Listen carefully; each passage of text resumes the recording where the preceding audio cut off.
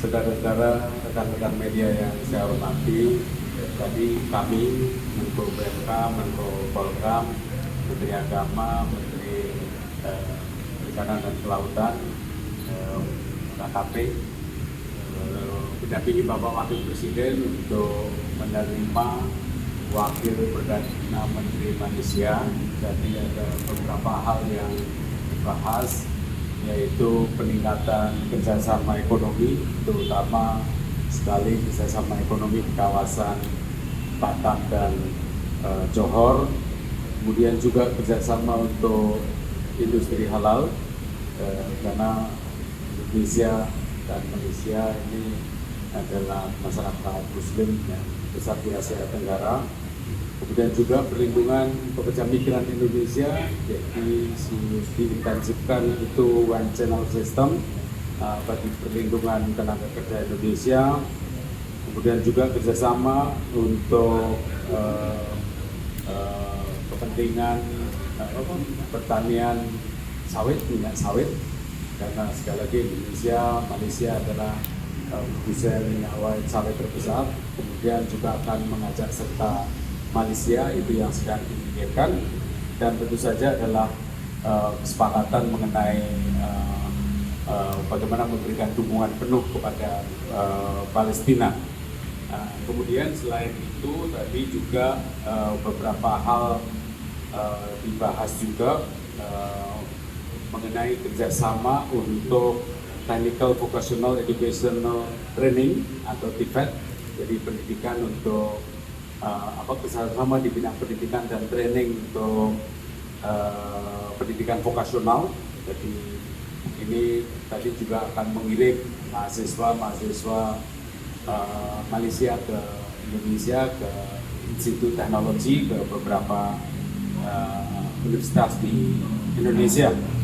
Dan juga tadi Pak Wakil Perdana Menteri juga menegaskan tentang pentingnya kerjasama pariwisata, karena tahun 2026 nanti itu adalah tahun pariwisata Malaysia. Jadi beliau juga minta izin untuk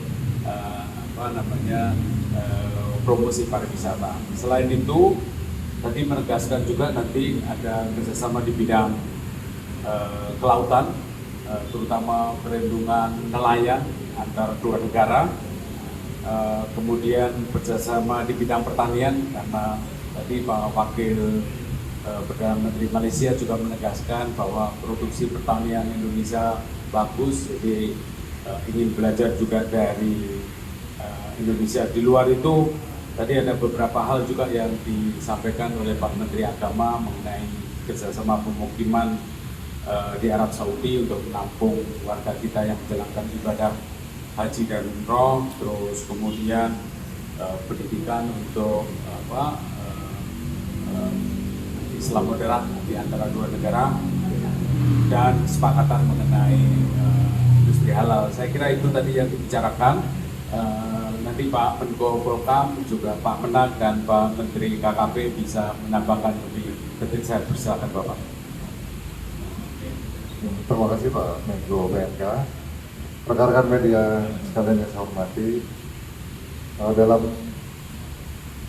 pembicaraan tadi utamanya adalah peningkatan kerjasama di bidang strategis antara Malaysia dan Indonesia, sebagaimana telah disampaikan Bapak Menko PMK.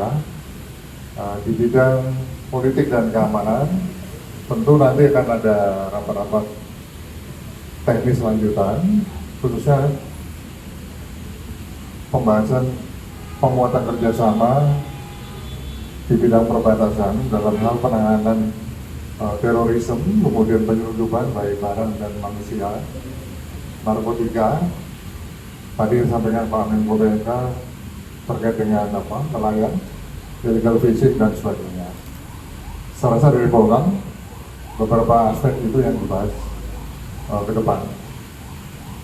Mungkin tambah dari Pak Menteri KKP, Menteri Agama.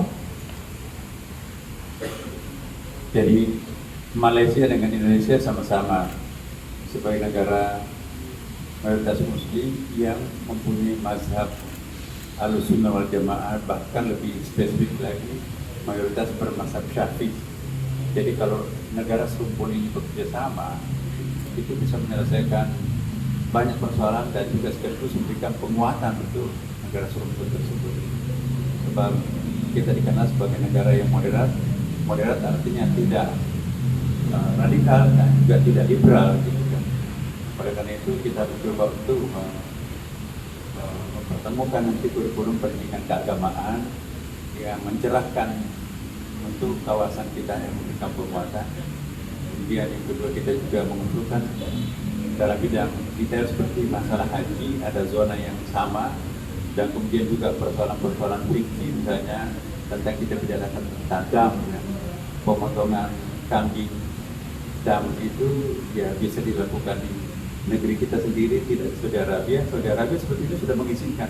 Jadi bayangkan 210.000 kambing yang harus dipotong di sana, kambing orang lain. Nah kalau itu nanti dipotong di Indonesia sebanyak itu, kambing kita, kemudian yang makan dagingnya semuanya adalah kita. Nah jadi kita tinggal mempersemakan wawasan mazhab Syafi'i, mazhab Ahlussunnah wal Jamaah. Kalau itu dimungkinkan, Saudi Arabia memberikan izin untuk itu. Saya kira itu yang paling penting. Terima kasih. Ada satu hal lagi yang terkait dengan tindak lanjut penyelesaian lintas batas teritorial laut di Laut Sulawesi maupun Selat Malaka yang telah ditandatangani pada tahun 2023. Ini juga akan dibicarakan teknis untuk pelaksanaan di lapangan, termasuk juga batas darat di segmen Pulau Sumatera dan West Pilar yang telah disetujui pada bulan Februari tahun 2025. Tentu semuanya akan ada tindak lanjutnya yang akan dibahas pada mekanisme perjanjian bilateral teknis nanti di tingkat pelaksanaan. Salah satu Pak. Terima kasih. Terima kasih rekan-rekan.